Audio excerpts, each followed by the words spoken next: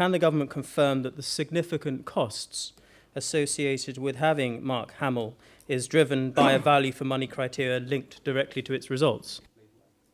Mr. Speaker, I wouldn't even call it a significant cost. Now, if we had said earlier than we had that he was coming, we might have had even more difficult public order issues. The airport at one stage was full of people who wanted to see him on his arrival.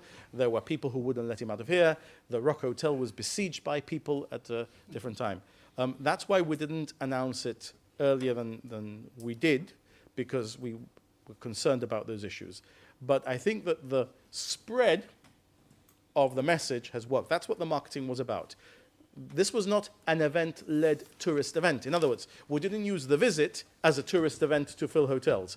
We used the visit to promote a thing that we hope will help us fill hotels and attract people to Gibraltar. What we have done in this instance, I think, is use the marketing by the celebrity being here in order to create an interest in those who follow the saga, etc., and coming to see that Skywalk, etc.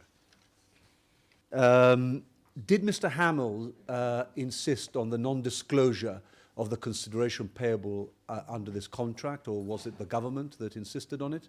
Then secondly, does the Chief Minister think that it's in the public interest for a government to be signing a non-disclosure, that it will not effectively disclose the consideration for a contract of this nature to a parliament? It is not us that insisted on the confidentiality clause. It's a standard clause in the artist's agreement. Frankly, I am going to seek to be discharged from that. I don't know whether we will be, because it's a standard clause of his. And there is control, Mr. Speaker, because this money is in the estimates book under marketing costs, etc. It's like the music festival. We are not able to disclose the individual fees of the bands, but you know what it costs. In other words, you know how much is spent on that, and you know how much is spent on marketing.